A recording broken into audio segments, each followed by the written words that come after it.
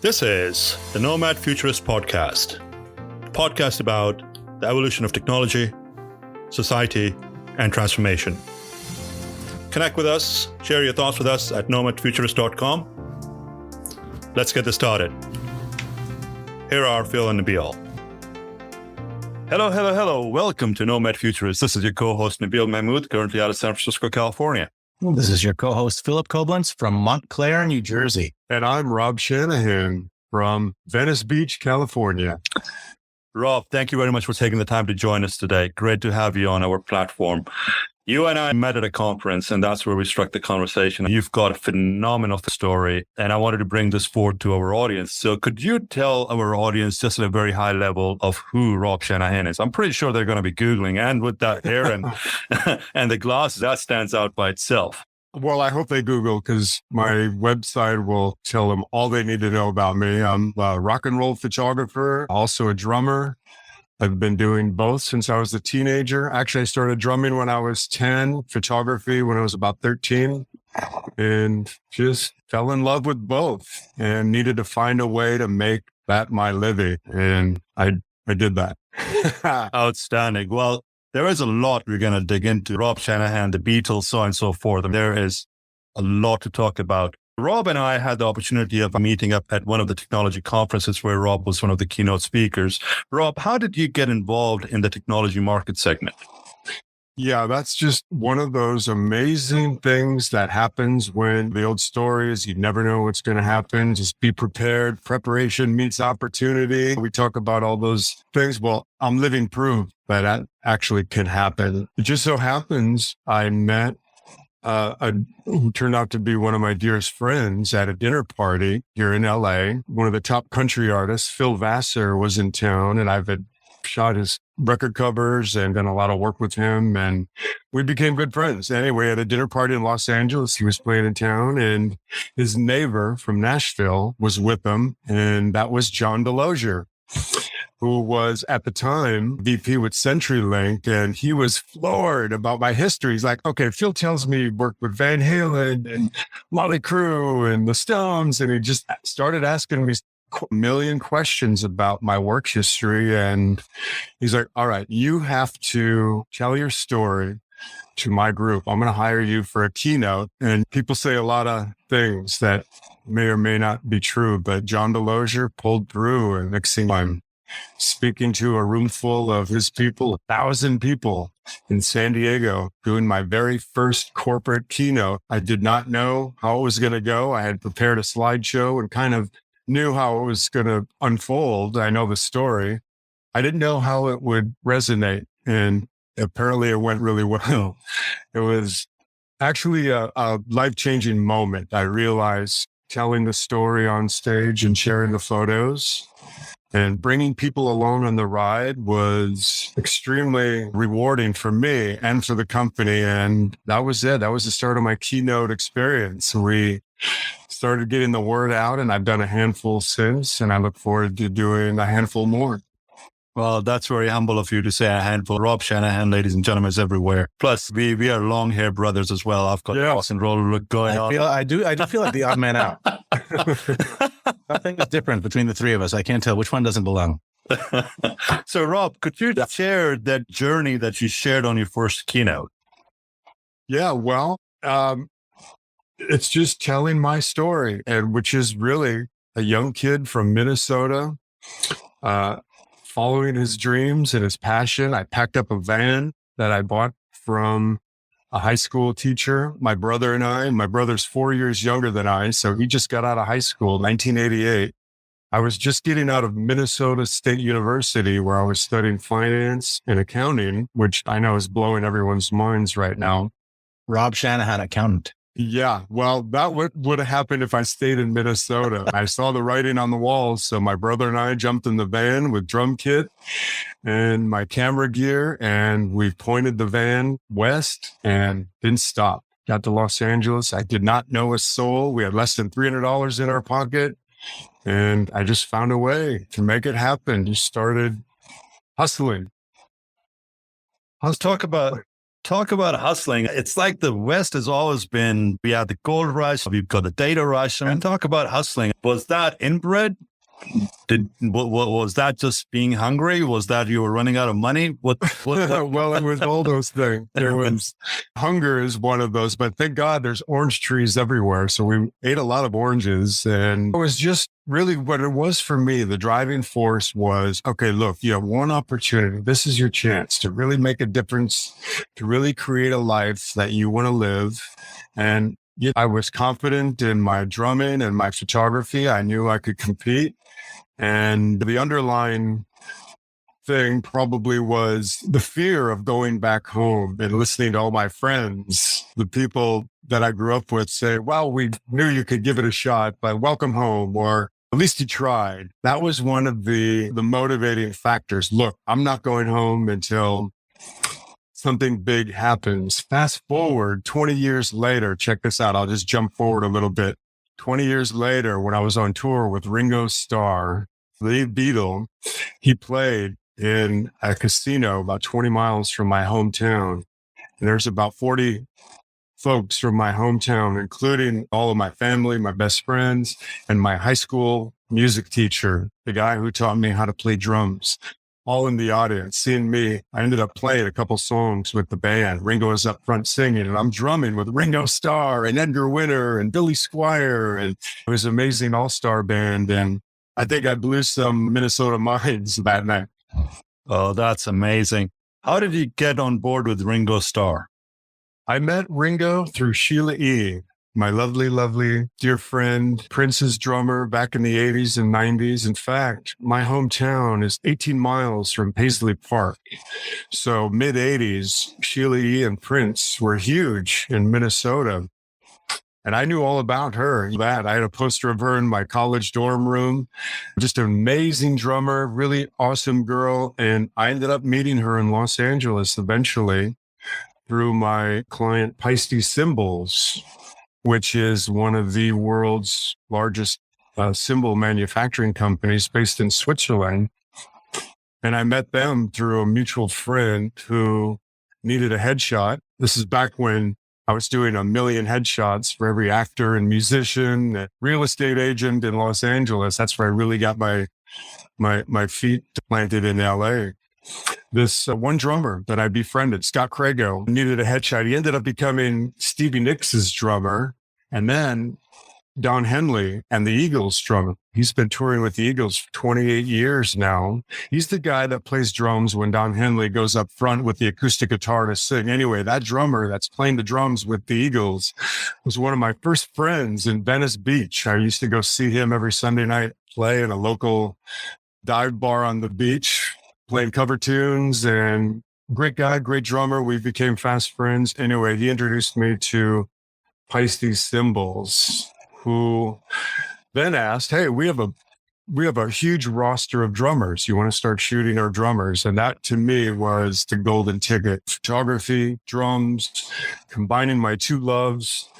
So they started hiring me to shoot all their big A-list drummers like Alex Van Halen, Stewart Copeland with the Police, Sheila E. The list goes on. And Sheila and I became fast friends, the Minnesota connection. And I still do all her stuff. I've shot probably 3 or 4 records with her, magazine covers, spreads for all the magazines, ads with the drum manufacturers. And she introduced me to Ringo. She got the gig with Ringo back in 2003, I believe it was, and got me out on the road with Ringo. A couple days later, his publicist called, said, Ringo wants to know if you want to jump on tour and start doing photos. Of course, you don't check your schedule. You say yes, of course, to those. And 2 days later, I'm shooting Ringo for the first time. It went from there. It's an incredible story. You try to follow all of these leads, and it sounds like you keep on coming back to this thread of just being open to these new experiences, right? You leave Minnesota for California because you have this passion you just need to follow, and you just kind of let life take you in whatever direction it's going to take you without really being scripted, without really having a crazy plan, or I'm going to work at this company, or I'm going to do this, or I need to do that. And just let your passion take you wherever it can. And what a great idea. The notion of coming to California with a camera in hand, a place where obviously everybody wants to be photographed. At a time where remember, this is 1988. Back in the film day when you actually had to be an artist to be a photographer, you had to know exposure, f-stops, ISO, the technical aspects of being a photographer. And I spent a lot of time working on that skill, processing my own film. I learned myself how to develop black and white film. And then at Minnesota State, I rented a darkroom space from a local photo store.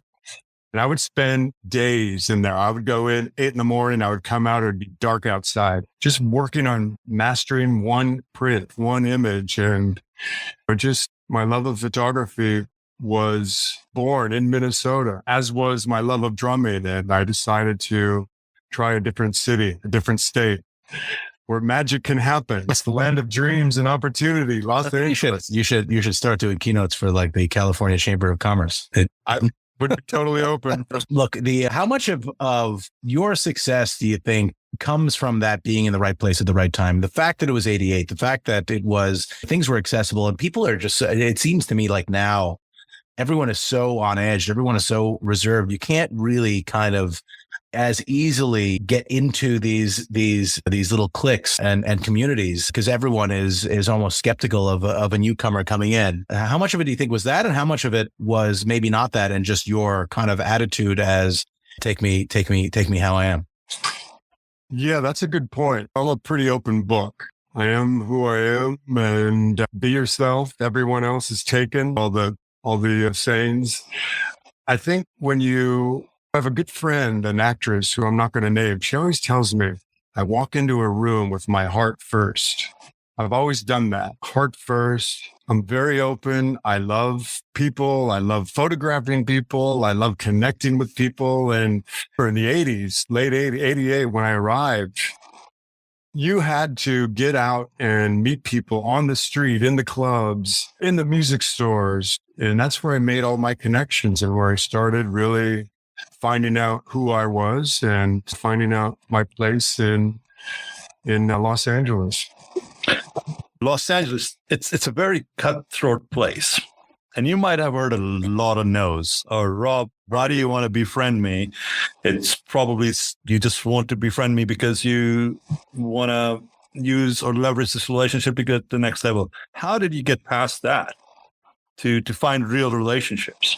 Well, I feel like what I have to offer to people is my valuable commodity, whether it be now keynoting or doing gallery shows or my book has been doing well. I really love that. We can talk about that.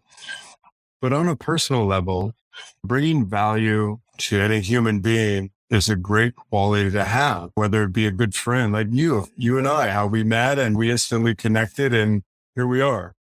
I love that. I love pursuing friendships and seeing where things can go and where the magic happens and working with the big, great artists of our time. And I go in with an open heart. And first and foremost, I'm a fan and I know exactly what to say that's going to drop that curtain or that invisible shield between me and artists. I know exactly what to say to drop that and get with the human in front of me. And it's beautiful when you get there and you're able to capture that interaction with a camera. It's just magic. I love it.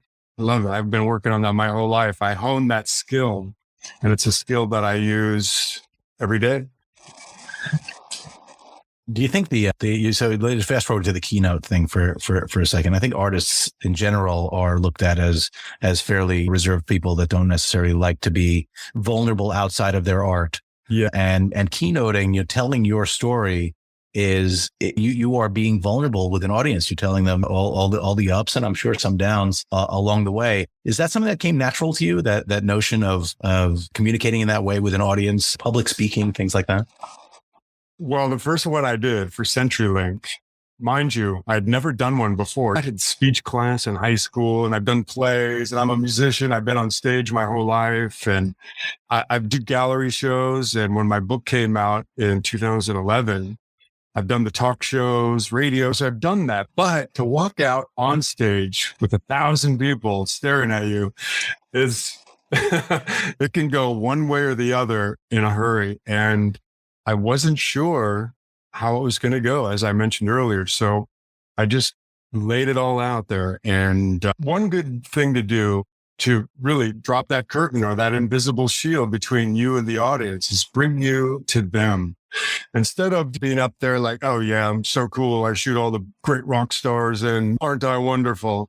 No, I'm a fan, just like you. It's amazing. I can't believe I was able to be on stage with Aerosmith and you wouldn't believe what happened backstage. Check this out. And you show the photos and you get people laughing, you get people excited. And I don't know, something happened, something clicked with me. It was like a light switch. Like I realized that I really enjoy doing that. And plus, I am an artist. I have that side of me. And I also have the business side of me. I am running a business. Thank goodness for that accounting degree. I use it every year, accounting time. My accountant, who I've had for 28 years now, I guess, I have the same one every year when I see him for taxes. We have a good laugh about that. And I'm very prepared. And we know what all the ways to write off all my great trips. By the way, I have to tell you, I have a 56 Chevy Nomad. So that's another tie-in with us. Oh my God. You're familiar with American classic cars. The 1956 Bel Air is one of my favorite all-time cars, and I own one of those. So it sounds like that should be, I think if we ever make our way to Venice Beach, you got to get it right. Harder for me. We got to get it right around in the Nomad. Totally. We found a way to actually write that off. It's in my book. There's photos of my Nomad with Ringo in my book and with other artists. And I did a shoot with Charlie Watts with my Nomad. I have a whole collection of artists with the cars. So I guess the Nomads are going to have to go down to Venice Beach, not just to ride the Nomad, but to have Rob shoot us. Like literally. Absolutely. Yeah. Well, that'll be wonderful. Rob, so I see you've been with Maroon 5, you've been with the Who's Who. Share a craziest story that you can. The craziest.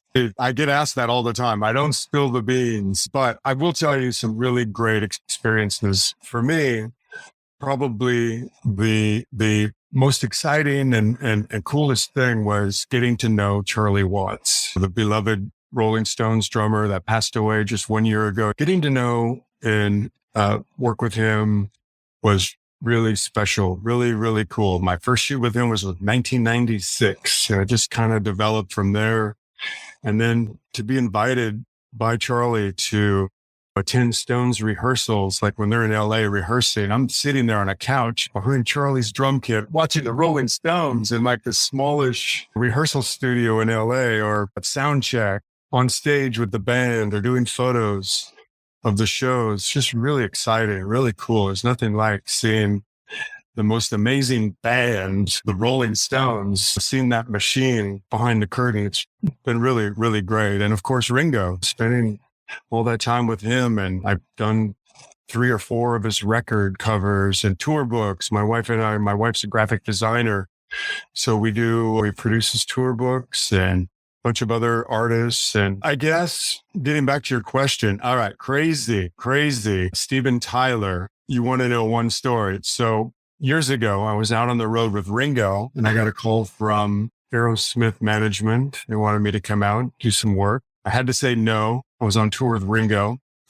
A year later, I finally get the opportunity to go back on tour with Aerosmith, and I'm there on stage at soundcheck with the band. Steven Tyler walks in, comes right up to my face. Fuck you. Sorry for the language. I'm just paraphrasing Steven Tyler. Fuck you. And I'm like, what? He goes, no one says no to Aerosmith, but you were out with the Beatles. Okay. And he gave me this huge smile, and just the greatest, funniest guy. We realized we're the same cloth.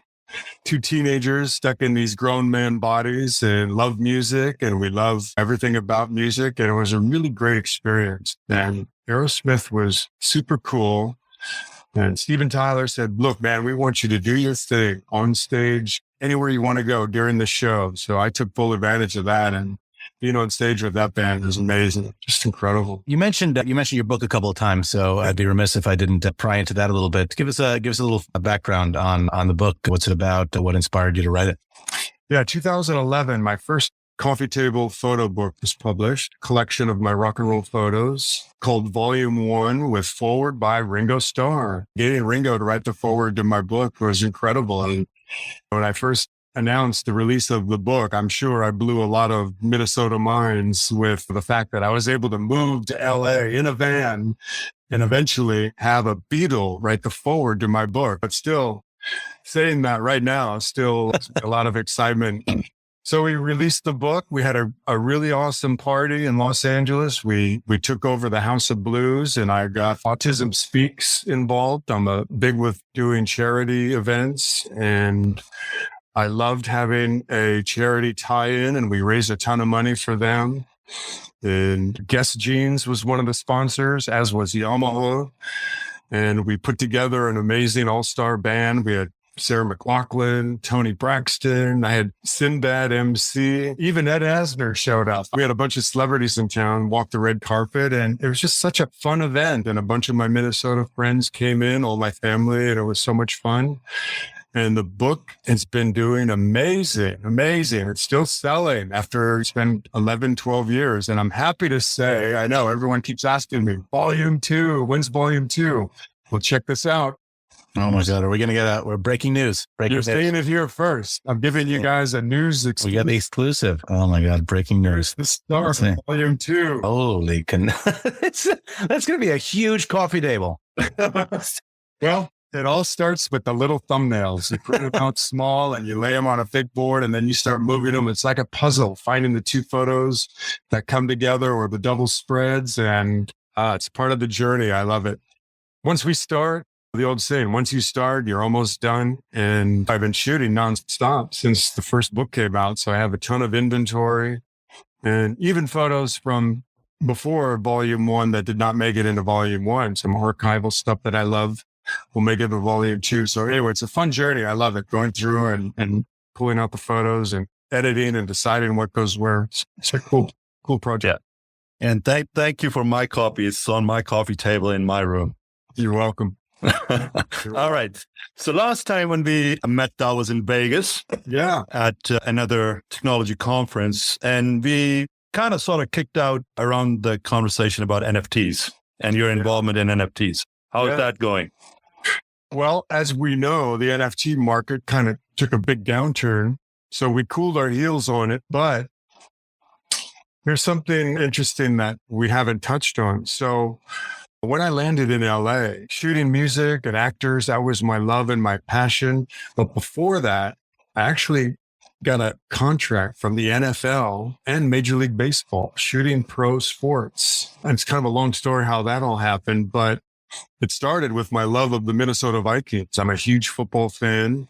And I don't know, I just went into the NFL offices and started showing my work. And I told them I wanted to start shooting football, and took about a year or two. I started getting callbacks from them, and they started sending me out shooting NFL games. It was amazing, really fun. I was hooked from the beginning shooting NFL, but then the season ends and then summer comes and then it's baseball. So I connected with Major League Baseball and I started shooting for them, and they had me do like one-on-one stuff for covers of programs or books, or they quickly found that my strength was, instead of shooting game action, which I did plenty of, but they would send me on assignments to shoot one-on-one with the athletes, like go to their house and do a portrait for whatever their project they were working on. And I loved it. It was cool. But music was my passion. So anyway, with the NFT world, I realized that I had this archive of NFL, Major League Baseball, and some NBA and LA Kings that nobody's ever seen, really. It's been in my storage cabinets, my files, forever and ever and ever. So we decided when the NFTs happened, let's release my pro sports catalog. So I have like 5 years of NFL maybe 4 or 5 of Major League Baseball. And this is back in like the Michael Jordan, Bo Jackson, Marcus Allen, Joe Montana era. So a lot of really great icon athletes that we are working on releasing as NFTs. One Sports Originals is the name of the NFT. The website's up. You can go check it out. And we're ready to launch that soon, do a hard launch, hoping the market picks back up in the NFT world. I'm sure it's going to make some movement there. Earlier, we talked about your intern and your experience in bringing them on board. Could you share that with the audience? Oh, my interns. Yeah. So I love being the guy to help out the younger generation. That was me when I was a kid. Whenever I'd go see a band, I would wait until the end of the show to talk to the drummer or hang with the band. And whenever you get words of encouragement, that's a valuable asset when you're a teenager trying to find your way. And I was very appreciative, and I decided there's only one thing in the world that's more valuable than your time, is giving someone your attention, giving back, paying it forward, as they say. So a lot of people, a lot of kids reach out. Hey, I'm thinking about being a music photographer. What do you think? Questions and comments and looking for advice and encouragement. And I answer every one of them. And this one kid in Pennsylvania whose parents bought him my book for Christmas, reached out, sent me an email. And I'm like, this is the first perfectly executed email that I've received. Perfect punctuation. I'm like, all right, I need to know this kid.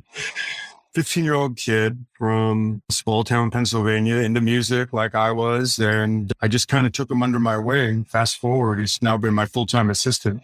We've been together for a long time. He's 26 now.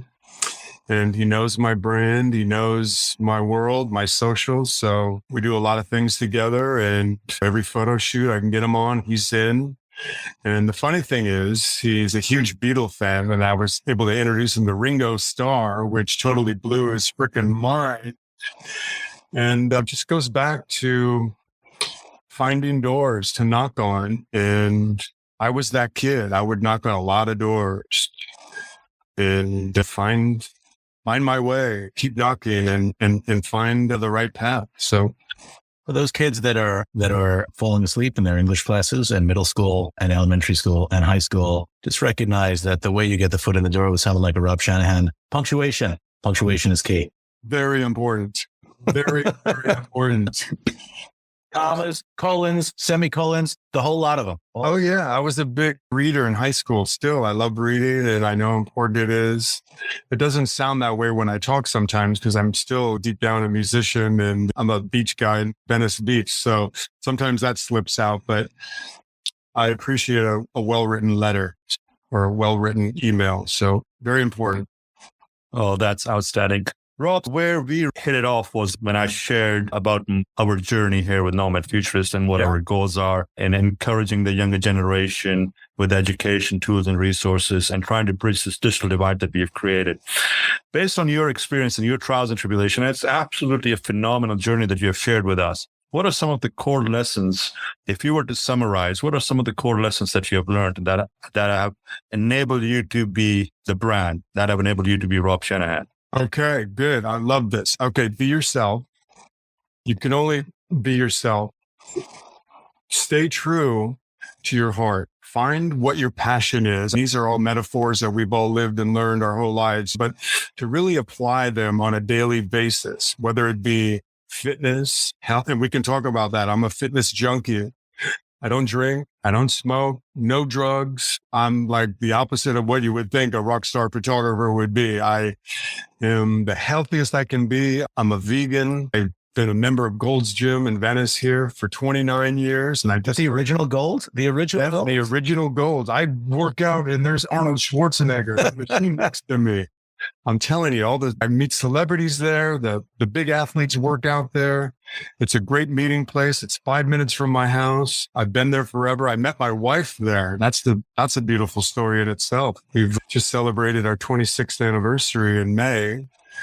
And that's a magical story, meeting somebody at the gym. It's the best place to meet a partner. If you can pick up a partner at the Gold's Gym in Venice Beach, and turn that into a 26-year relationship marriage. I think that says everything there that needs to be said for that Rob Shanahan. My God. Who has the confidence to be able to get even a date or a conversation?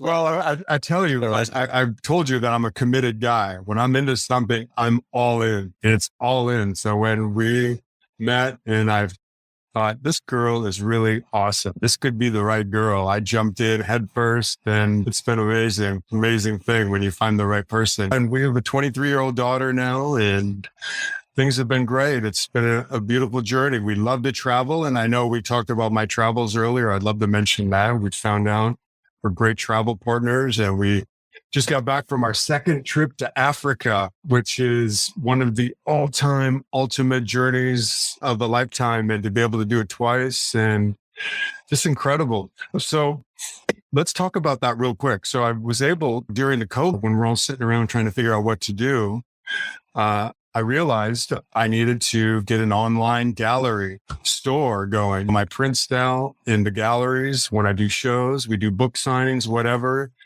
Excuse me. I thought, how great, use this time to get an online gallery store launched. So we did, robshanahan.art.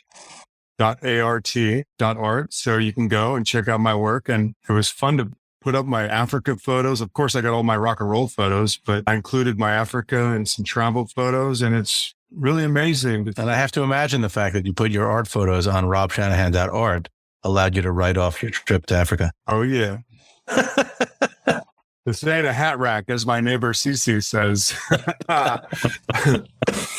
That's So good. it works. It's a good working traveling and selling the photos, and adds to my brand. Bringing that conversation into keynotes is really inspiring. And if travel is your thing, don't wait. Go book a trip. Get out there. Go see the world. There's a lot of fascinating, amazing places to see. And I never realized how much I was going to love photographing the great beasts of Africa.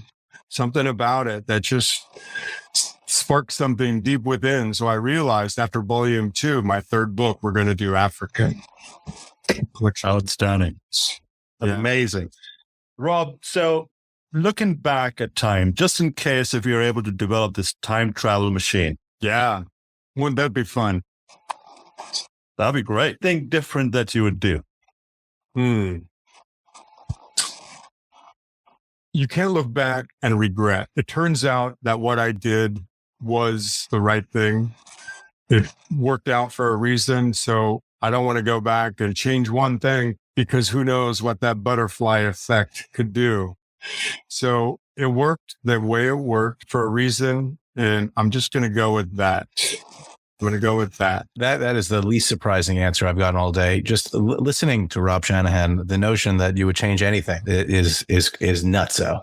Because look what it created. It created It's hard. An incredible life. Incredible life. To go back. One thing I learned, here's another cool thing. Working with all these great artists, like having a conversation with guys that have made like amazing, success stories of their own, and to be able to like hang with them and learn from them is so invaluable to me. So that's why I cut out all the negative stuff out of my life. When I saw guys like Ringo and Mick Jagger, there's a good example. They live for health and fitness. And that was 30 years ago when I took that upon myself to make health and fitness one of the top priorities of my life. Because healthy body, healthy mind, healthy work, healthy relationships, all that. Just being able to grab a little bit of knowledge from each artist, take a little bit, like what am I learning from this person?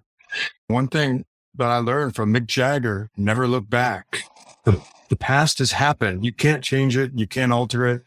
Everything is forward, moving forward. What am I doing today, tomorrow, 5-year plan, 10-year plan? So I tend not to look back. I asked Ringo once, so do you ever look back at the interviews you do? And he goes, why would I look? I was already there. I've seen it.